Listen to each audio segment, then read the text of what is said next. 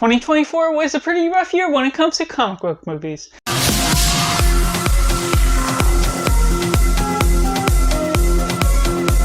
Hello and welcome to Cinema, where we focus on the film. I'm Jess, this is Simply Cinema. Let me know down in the comments below how you would rank the 2024 comic book movies we saw, linked from your least favorite to your favorite. I got 7 here on this list, not including the animated TV movies that have been spread throughout, none of the shorts, nothing like that. But going in last place, we have number 7, Kraven the Hunter, one that just does not land well.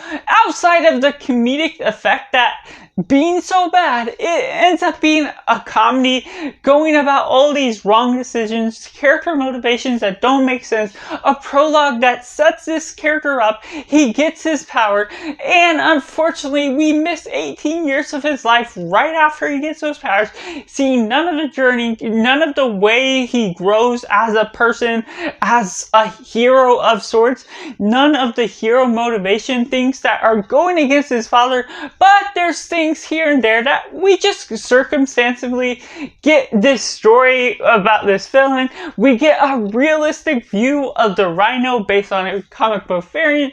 That is like one of the best part, but unfortunately crowded against all these other backdrops. What we get out of this stacked cast: Aaron Taylor Johnson, Russell Crowe, and Adriana DeBose. Unfortunately, they're put into the wrong mess, put within all of this bad CGI that just doesn't effectively work for the nature that studios could look at this and say that looks like a finished project we can put out there still just to end the Sony Spider-Man universe once and for all. So unfortunately, while it had some idea, some potential, unfortunately missing Spider-Man, it certainly doesn't work.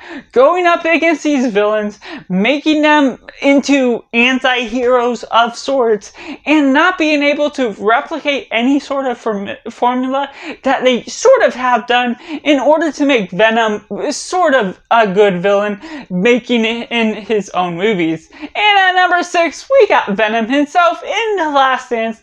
Now this particular one did not land well as the end of a trilogy. If it was the last third, the third act of the movie, it could have been a lot more if it just continued that throughout most of the movie, having that buddy comedy thing that we get and know and love throughout the whole thing, all these bits and humors.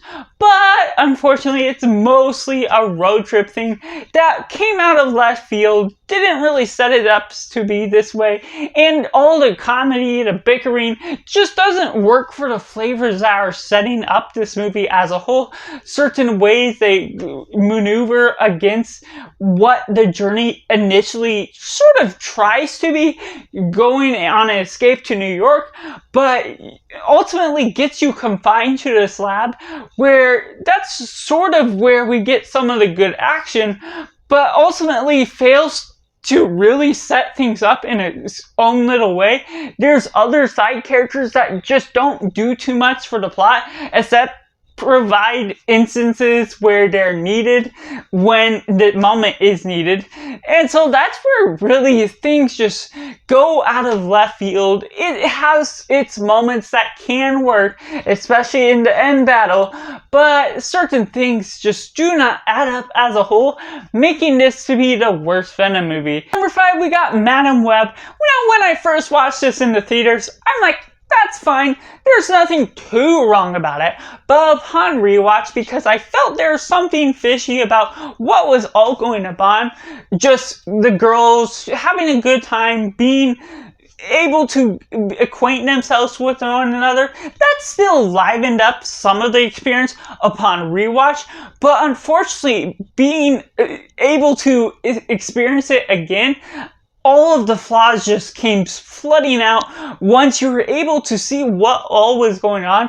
Contrivances, things that are going about, then unnatural dialogue that fits the girls together, that while they can have some good moments, it's all about this one guy that sort of is a Spider-Man type of character that is trying to protect himself from the future that's meant to be coming, and it takes on the trope of everything he does in order to stop the future from happening causes the future to happen because he sees it with the wrong vision.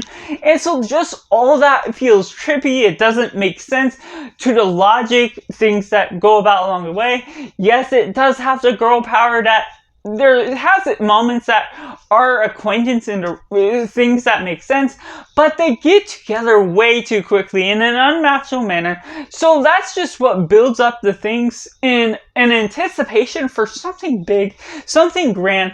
And the best parts are with the time loop type of deal where she foresees things before they happen. Once they get in an accident, how Dakota Johnson gains that power as a character. But unfortunately, it all goes about in this jumbled mess that isn't particularly about that particular power. And at number 4, we have Hellboy the Crooked Man. Now, with this one, I don't particularly remember as much, even sensing it just in September. So the way you get about some of these witch powers, some of these action scenes, it goes about this forest type of scene. It's an interesting new one to bring into the franchise. It's still its own thing in one sense because it doesn't really attach itself to any of the memories, the characters besides who we're familiar with, and it sort of has its own sense of energy to what it's building upon. Other things, the character beats that kind of can create these great action scenes, other points of dialogue, other things here along the way, but like I'm sort of jumbling over my words, there's not a particular sense of memory that stands out, that even though I don't remember a strong sense of distaste toward the film, I'm recalling bits and parts here and there enough to understand that the story was a little bit sound, but it didn't necessarily have all the moving parts that sticks with me as a story. It's rather generic, certain things here and there, what we're doing with the witches, certain effects didn't necessarily have the great payoff as something that just really didn't feel like it has a complete package, has an impact for really leaving its ground and treading upon the right beats in order to keep its memory on what I'm wanting out of the film as a whole. And at number 3, we have Deadpool and Wolverine. Yes, one that everyone will love, but I particularly was still not a huge fan of it. I understand what it's doing. I'm going to compliment it time and time again for being so rambunctious in the way that it's taken all this comedic beats and balancing in them and not necessarily misusing all of the cameos, other things that are going about. And so even though I'm not particularly a fan of what this movie does, I'm not a fan of the comedy. It's too much. Certain things really tread upon the drama, other things. And that's just my personal perspective that I have to give off. I rewatched it 2 times. And so it still just does not give the right effect. It's something that I feel that has all of the moving parts that I love. But unfortunately, even though I'm a fan of the first Deadpool movie, the second one's solid. This one just really lowers the bar for me that much further because taking it into the MCU, even though they kept the R rating, even though it has all these other promises, bringing back so many great moments, so many other fan-loving things you could want from a Deadpool movie, Deadpool is too much Deadpool within this one. It's overly vulgar. Certain things just don't add up in a way that really blends the drama and taking on the comedy just as well. So it feels like it's over treading its jokes with the way that it goes about its remarks, other things that are just hitting a little bit way too hard on the nose. Yes, it can work for many, but for me particularly, it just lands right in the middle. And at number 2, we have The Crow. Now, I saw all the Crow movies just in time to see this one, and the original is still just the best. This one's middle of the road. I enjoy it to some extent. There's certain liberties, what it tries to do with this story. It's a refreshing take on what we get out of Bill Skarsgård and having other characters that come about along the way. It has a solid cast, nothing too noteworthy, other great effects that really bleeds into, especially the afterlife sort of scene. I like what they're trying to do with that. But unfortunately, they're trying to spend so much time with this love interest that we don't necessarily care as much about by the way they build upon the stakes, build upon those characters, that it really gets left in the dust to where, yes, it has some of these great action scenes. Yes, it can build upon some bits and pieces of the nature that works to some extent, but at the same time, it leaves you dry and leaving you with something that, why not watch the original if you're gonna have another one that's already good enough? And at number 1, we have Joker Folie à Deux. A hot take, I'm sure, that I do personally enjoy this. While I have not rewatched it to see if it holds up in my particular taste, the way the beats move about, the ideas having no formal expectations except that it may be less than the original. I didn't expect there to be a particular story that fully works on. I love Joaquin Phoenix as Joker, and Lady Gaga kind of worked at Harley Quinn. It's an epilogue more than it is a sequel, but along those lines, it still has some of the musical numbers that work, are lively, goes about these different court case scenes that aren't top law cases that you would see in a movie. It's not having anything super spectacular among the realm of calling it a great movie, calling it something spectacular, but it still had all the moving parts that balance in the musical numbers, balance in the great acting, other things that go about along the way that may sort of mock what people may have been wanting.